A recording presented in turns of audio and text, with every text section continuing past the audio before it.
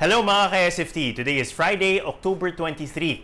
Nagpatawag ng pagpupulong si Defense Secretary Delfin Lorenzana para klaruhin ang tinawag niyang brouhaha sa red tagging ng ilang female celebrities.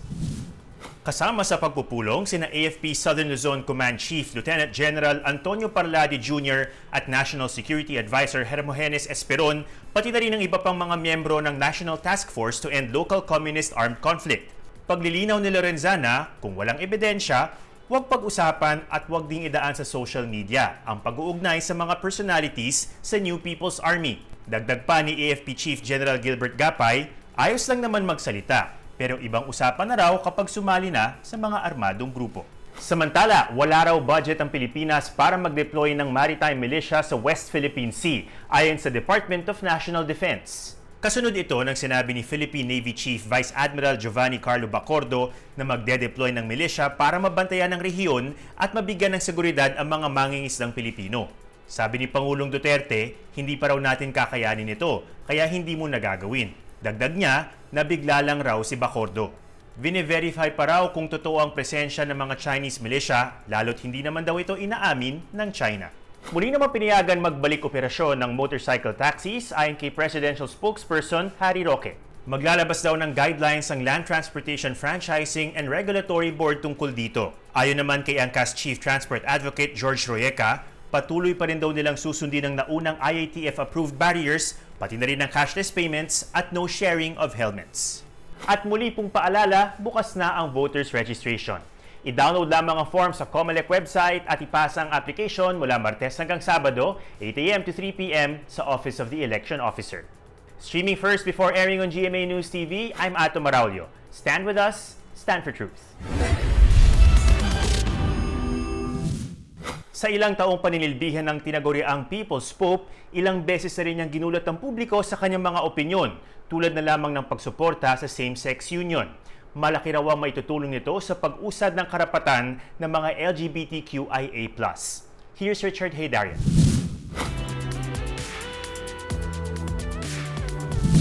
Sa mga nakalipas na taon, nakita natin na meron tayong technological revolution. Kasama dyan yung social media and how it has transformed societies and politics beyond recognition. Pero at the same time, meron din tayo a different kind of revolution, a moral, a spiritual revolution. And harbinger of that is no less than Pope Francis, the People's Pope. And over the past few years, he has pushed for what many see as dramatic changes, including in the doctrinal position of the Catholic Church on very sensitive issues. And one of them is same-sex union. And over the past few years, Pope Francis has also pushed for major changes and reforms in the world. Pope Francis' revolution of tenderness was very much on display on at least 8 different instances. Back in 2013, the Pope suggested that even an atheist can go to heaven. The Lord has redeemed all of us with the blood of Christ, all of us, not just Catholics, everyone. Father, the atheists? Someone asked, he answered, even the atheists, everyone. Not long after, Pope Francis made another revolutionary statement for the head of the Catholic Church. If someone is gay and he searches for the Lord and has goodwill, who am I to judge? Number 3, Pope Francis also made criticisms of global capitalism in its current form. In particular, he slammed consumer culture, corporate greed, and the notion of trickle-down economics. Ibig sabihin, pag yumaman yung mga iba sa taas, automatically bababa yan sa mga ordinaryong tao, which more or less has not happened over the past few decades. Number 4, in January 2015, the Pope held an audience with a member of the transgender community. Pope Francis, in a quietly arranged meeting at the Vatican, welcomed Diego Neria Leharaga. Born a woman, Leharaga later underwent a procedure to become a transgender man. Number 5, the Pope also called for an encyclical on the environment. He has made the issue of climate change front and center because this is an issue that concerns the future of humanity. It's an existential risk and it's going to mostly affect, unfortunately, the most vulnerable. Pope Francis also called for mercy and forgiveness, including for people who have engaged in abortion. And number 7, this is an issue that is very also dear to Filipino people.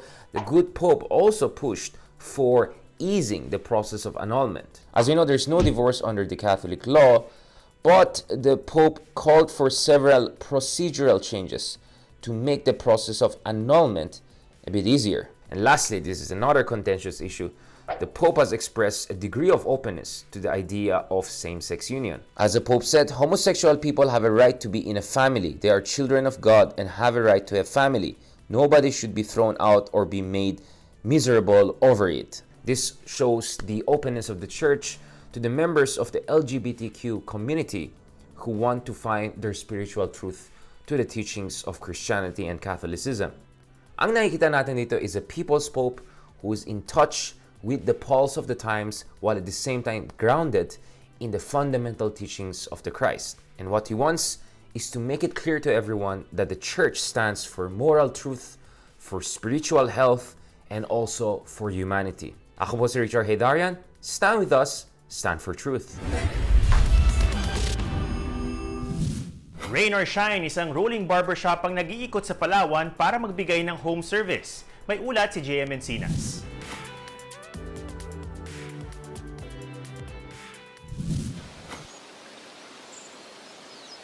Sa likod ng makakapal na bundok at magagandang tanawin, isang Palawenyo ang nagsusumikap sa kalsada.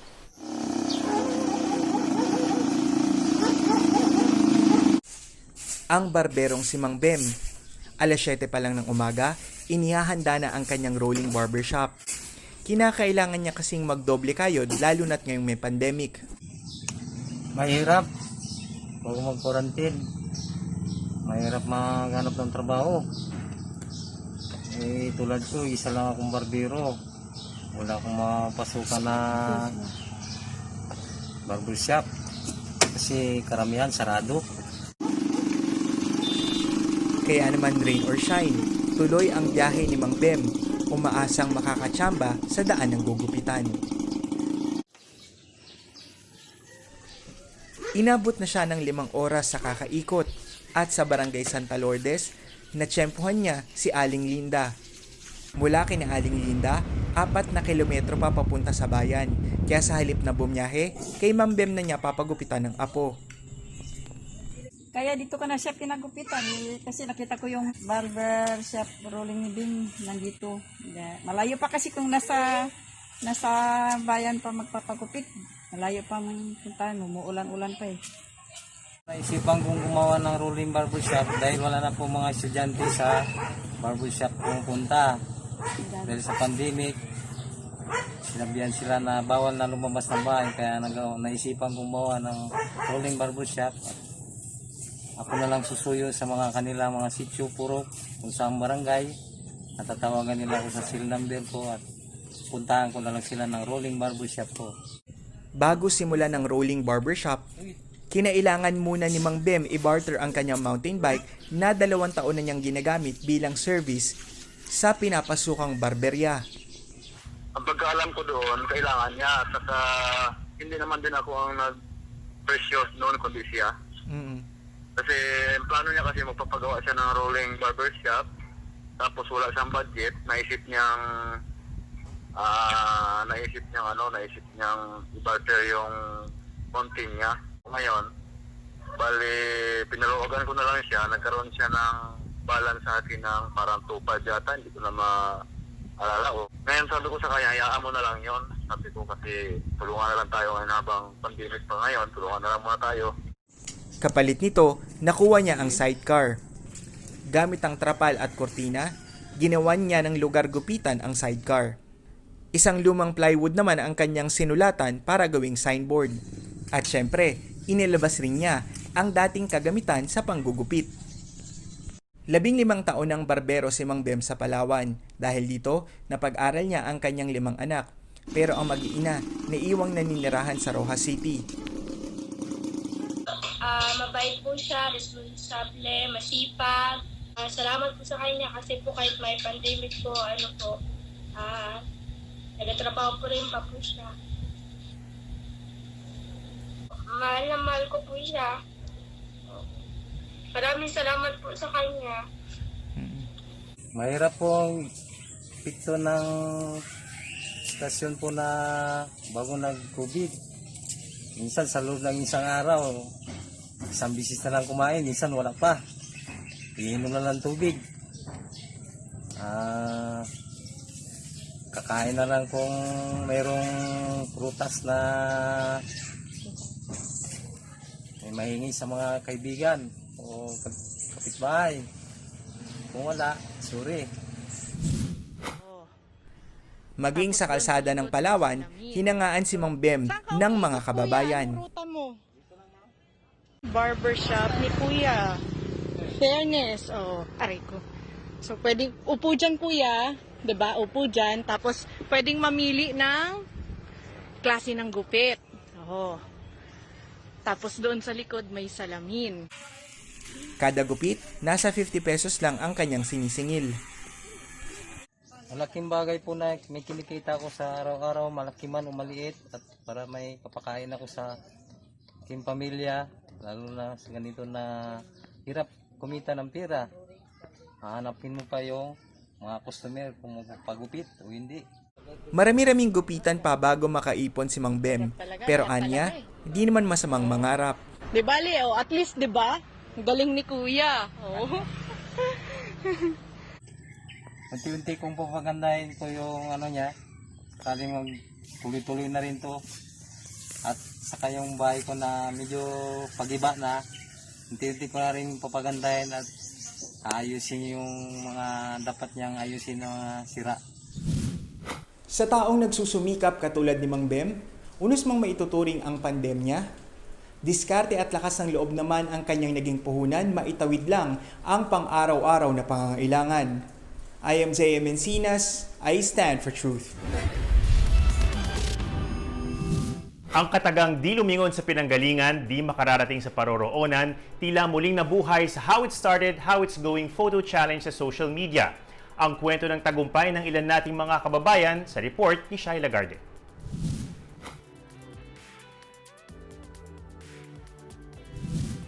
From how it started to how it's going. Nauuso ang photo challenge na ito in different parts of the world. Joined by athletes, musicians, artists, scientists, animal lovers, celebrities, and advocates. Para ipakita ang naging journey nila and how far they've come. Hi everyone, my name is Inka Magnaya and I am professional voiceover talent.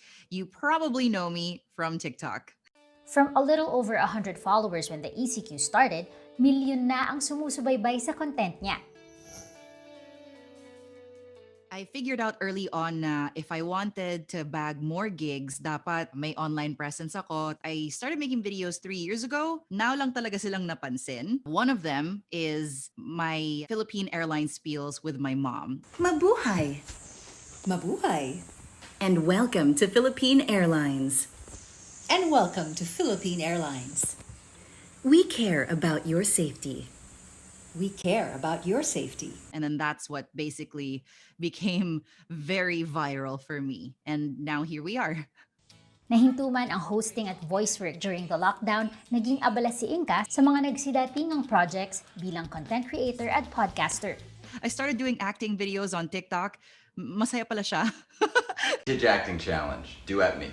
You're the gray line. Are you nearly ready? Nearly. How do I look?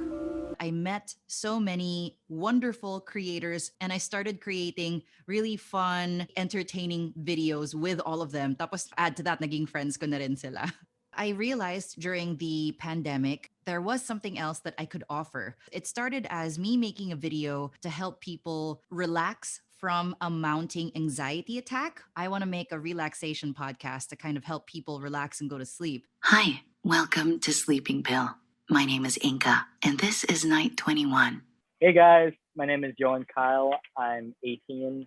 I'm a student. I'm a fashion designer, filmmaker, and a singer. Ang post ni Johan, being a high schooler from Caloocan and getting a film school scholarship in New York. Nakita ko na maraming tao na nagpo-post ng before and after, and I wanted to join, you know, because it seemed fun. Because since I was a kid, I've always wanted to be a filmmaker. Magulang ko, gusto nila ko na gumanang parang like business or something. They wanted to take like a traditional kind of like course. Like I can't imagine sitting in a cubicle all day. So hindi ko sinabi na apply ako sa New York. Nag-apply ako pero hindi ko alam na I'll get a scholarship. So syempre, it was such a relief. Dahil sa pandemic, on hold ang pag-aaral niya. Pero hindi huminto si Johan sa paghasa ng creative skills. Gumawa ako ng collection with Cassie Legaspi at gumawa ako ng kanta with Crystal Brimner, and I have a lot of songs coming out, music video shoots. And in high school namin, gumawa kami ng end of the year music video. Sobrang starstruck ako kasi Apple the app retweeted it kasi ginamit namin yung song niya. Hi everyone, I'm Cheska Karandang and I work as a pilot for one of the major airlines here in the Philippines. Nagsimula sa pagiging flight attendant at ngayon, isa ng ganap na airline pilot si Cheska. To travel while earning. Hindi pa ganun kadami yung female pilots. Nag-decide yung family ko na bakit hindi ka muna mag-flight attendant. At least meron kang idea. Karoon ako ng opportunity to enter sa flight deck or sa cockpit. Nasabi ko sa sarili ko na I want to be the one controlling this plane and I want to be the captain of this plane. Ang dami pala talagang na gusto palang maging pilot and ang dami rin palang gusto maging flight attendant. Nagkaroon sila ng idea na pwede pala, lalo na working in a male-dominated industries. Ang kurso niya noong college na BA Communication, nagagamit naman daw niya ngayon when she stumbled into making videos during the ECQ. 7 months din akong walang lipad. So, to keep myself productive, nag-start ako gumawa ng mga online content. At least right now, na-exercise ko yung previous passion ko. Nako-combine ko na sila ngayon. Paalala ni na Inka, Johan at Cheska, ang challenge na ito ay magandang paghugutan ng inspirasyon, hindi ng competition o pressure. Apart from authenticity, I want people to be empowered in themselves. You can also always start small. Are you being good to yourself? Are you being good to the people around you? What kind of influence are you having in your environment? They can do the exact same thing and have a positive influence nonetheless, no matter how big or small your deeds may be. The before and after trend is a great way to kind of show, to show their growth, whether it's through relationships or great achievements of graduating high school. It's shared happiness because you are congratulating each other for going from here to there. Hindi kailangan na yung achievements mo ay sobrang grand and sobrang crazy na you'll be on the news or you'll impress everybody. As long as you feel like you're a better person than who you were yesterday, then that's something to be celebrated and that's something to be proud of. It's okay that you are not where you want to be right now and you haven't figured out your life yet. Consider natin yung mga delays, yung mga failures as blessings. I-trust natin yung timing ng life natin kasi we will always end up where we are meant to be. How did it start for you and how is it going these days? Sabi nga nila, ang hindi marunong lumingon sa pinanggalingan ay hindi makakarating sa pinaroroonan. Amid the pandemic, this challenge inspires us to look back with gratitude. I'm Shai Lagarde. I stand for truth. Maraming salamat sa panonood mga ka-SFT. Don't forget to like and follow our Facebook page for the latest updates. Ako po si Ato Maraulio. Stand with us. Stand for truth.